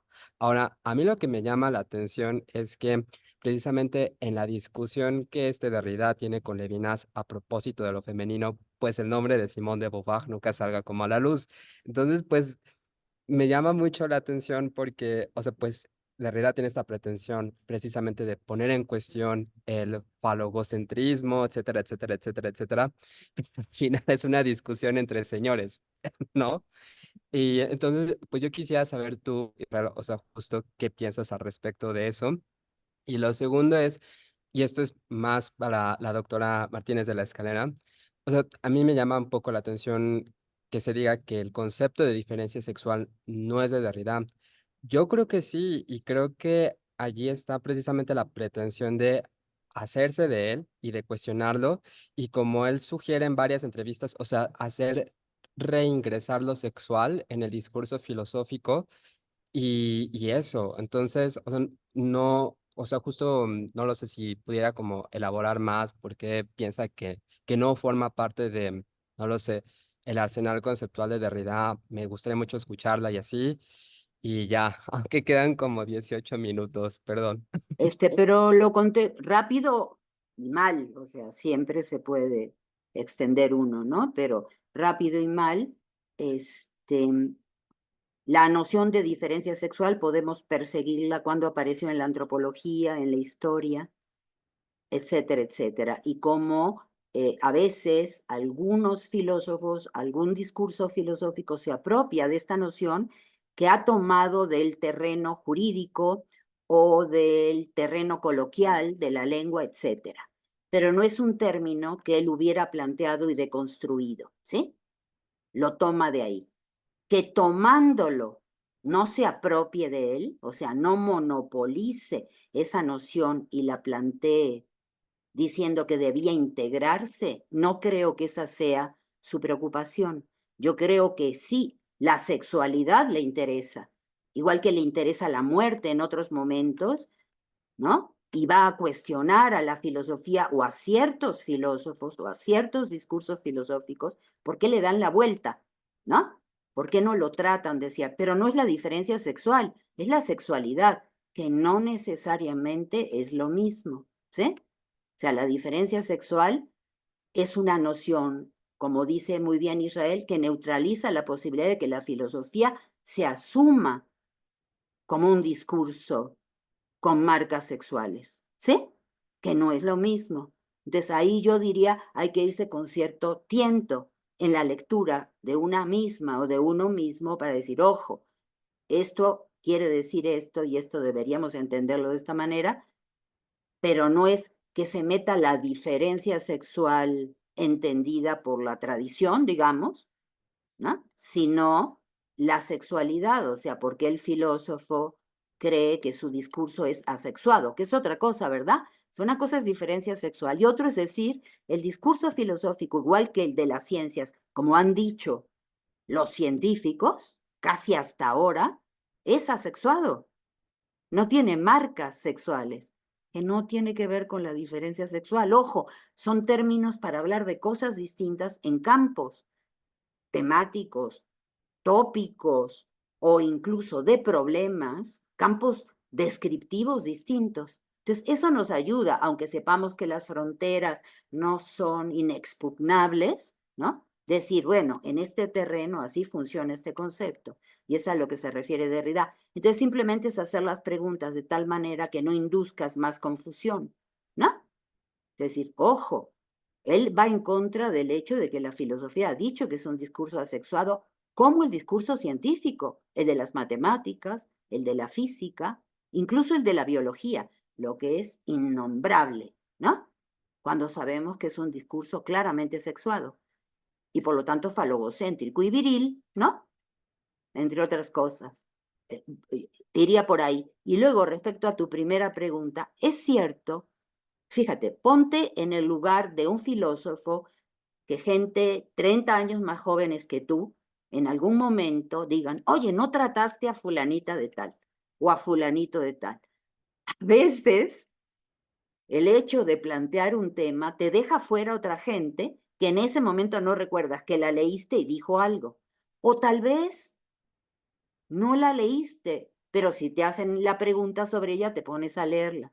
Eso no significa nada, es una manera académica de leer a los autores. Se les exige que hayan leído todo, sobre todo desde la postura de quien los pone en cuestión, ¿no? Porque uno diría, bueno, ¿y a ti por qué se te ocurre que tienes que hablar sobre Simone de Beauvoir en este caso en relación con Levinas? Porque mucha gente habrá citado a Levinas y no le estás preguntando por esa gente. Y muchas otras mujeres también, ¿no? Pero se menciona nada más a Simone de Beauvoir, quizá para relacionarla incluso con una postura marxista de la que sabemos que Derrida al principio no tenía ganas de hablar. Y lo dice, ¿eh? Cuando acepta el premio Adorno, él dice, pues sí, yo decía esto y sin embargo he encontrado una relación con el pensamiento adorniano, que algunos críticos han dicho que se lo inventó cuando recibió el premio, que en realidad nunca tuvo ese. Pero bueno, en fin, eso es otro asunto. Entonces yo te diría, bueno, puedes hacerlo. A mí me suena tan recontraacadémico que me da hueva, ¿no? Porque es nada más decirle a alguien, mira, no pensaste en esto. Pues sí, uno no puede pensarlo en todo.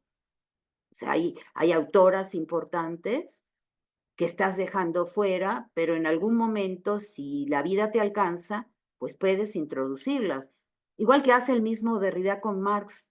Ya estaba bastante crecidito cuando se pone a leerlo nuevamente. Durante muchísimo tiempo mucha gente le dijo, y no has hablado de marxismo, y no has hablado de Marx, y él contestaba que sí, él iba por otro lado, ¿sí? Y de pronto un día se pone a leerlo, y le llueven encima muchas críticas, pero ya era mayor, digamos, ¿no? Ya había escrito sus grandes textos sin mencionar a Marx, y de pronto hace un texto mencionándolo. Así son los tiempos. Entonces, decir, ¿por qué no has hablado? Pues, quién sabe, no sé si la explicación sea una gran explicación para mostrar que en el fondo odia a las mujeres porque no las ha citado. Yo creo que te digo, me suena muy académico, muy buscarle, ¿cómo se dice? 3 pies al gato, ¿no es cierto? Para posicionarte en ciertos debates internacionales, pero muy académicos, pero pues no sé si nos sirvan de algo o no. Eso con todo respeto para Simone de Beauvoir, porque ha formado a buena parte de las feministas contemporáneas, ¿no? Es decir, desde el siglo XX ha formado a favor y en contra, porque ha creado también disputas y demás. Pero en fin, era nada más para contestar porque teníamos poco tiempo.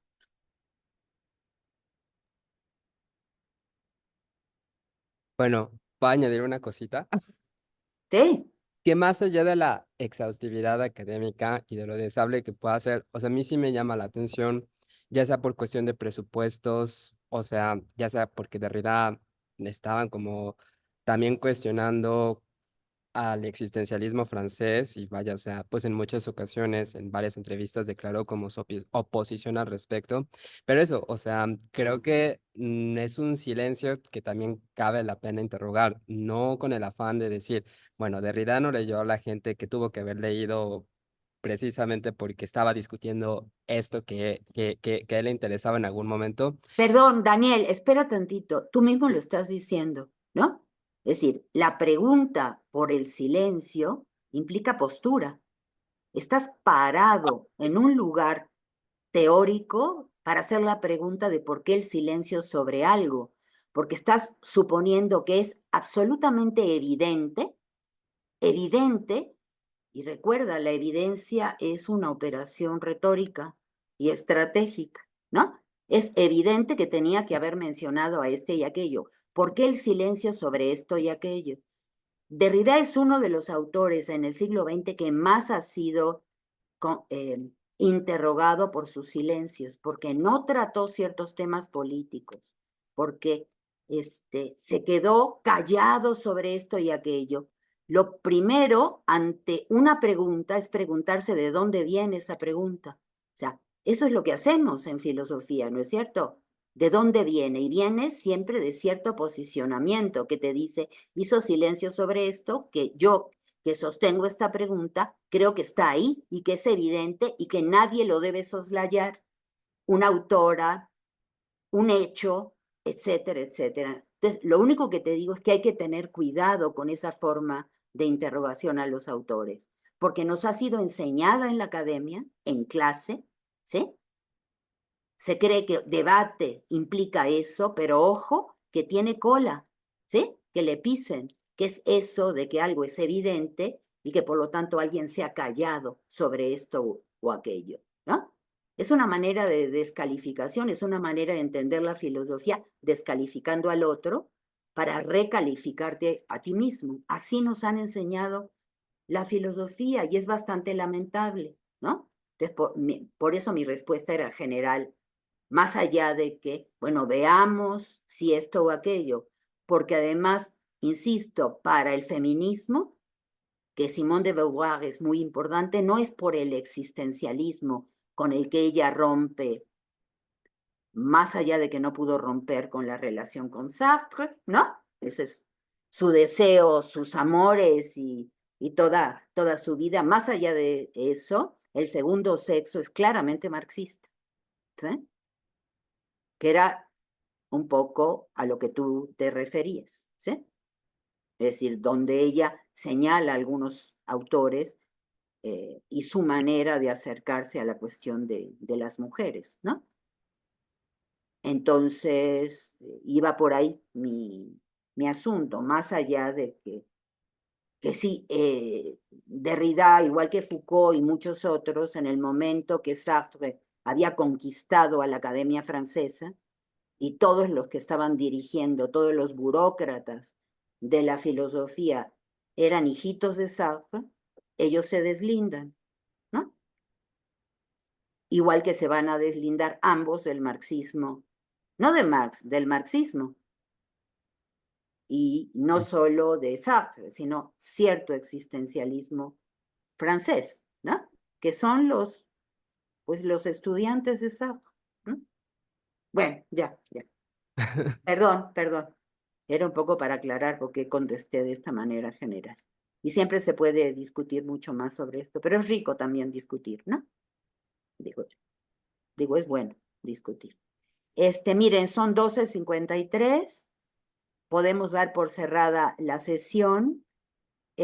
Erika y yo habíamos considerado que porque estamos en la facultad, ¿no? Nos vamos a sumar al calendario, entonces se acabó el semestre. Por lo tanto, las sesiones del seminario las dejamos un poco pendientes y las retomaríamos la última semana y media de julio, porque acuérdense que en julio las 3 primeras semanas son libres, ¿no? Y podemos, antes del segundo semestre, que empezaríamos el 12 de agosto, retomar con alguna sesión. De hecho, tenemos por lo menos a 2 personas que quisieran participar. Uno de ellos, Erika, le está dirigiendo su tesis y tenía muchas ganas de presentar sus resultados en el seminario. Entonces nos pondríamos de acuerdo con él, Erika se pondría de acuerdo con él y les decimos el día que retomamos. De todas maneras, seguimos en contacto a través de Alteridad de Exclusiones. Lo digo para las dos cosas. Las jornadas que Erika y yo estábamos esperando a junio para poder retomar todo esto. Ya estamos organizando mesas y paneles. Entonces, seguimos en contacto con ustedes. Ya les pedimos los títulos, que es importante para saber en qué mesas o en qué paneles ubicarlos, ¿sí? Y lo mismo en el caso del dossier, ¿no?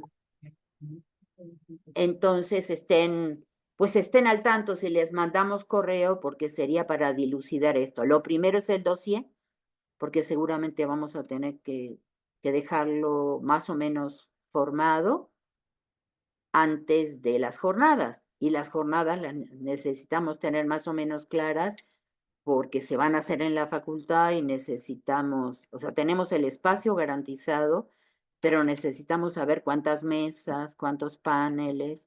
Tenemos 2 días que nos dio la facultad y esos 2 días lo podemos tener de 10 a 8 y nosotros hacer la distribución de tiempo como queramos. Entonces estén al tanto. Y por supuesto, a través de Alteridad de Exclusiones podemos contestar cualquier duda. Erika se va a hacer cargo en esta próxima semana y la otra de pedir constancias para aquellas que estuvieron en el Congreso de las Libres. Entonces, quienes participaron, quizá les pidamos alguna corrección de título o demás. Y también para aquellos que participaron en este semestre.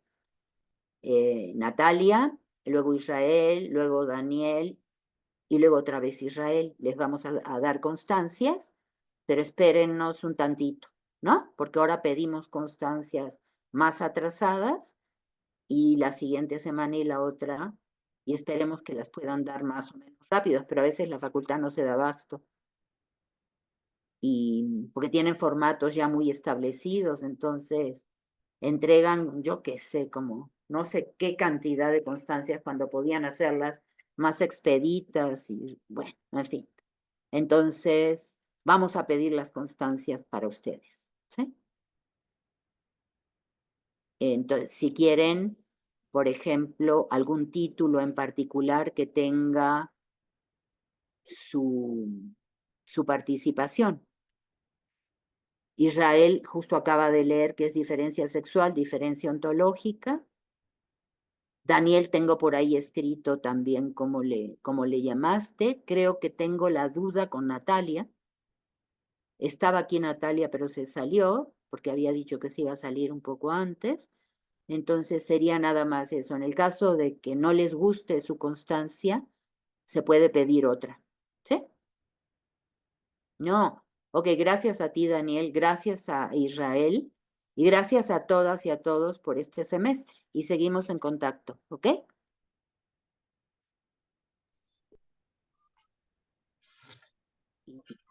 Gracias a todas, bye bye. Hasta luego. Que estén muy Saludos. bien. Hasta luego, Gracias. bonito fin de semana. Nos vemos.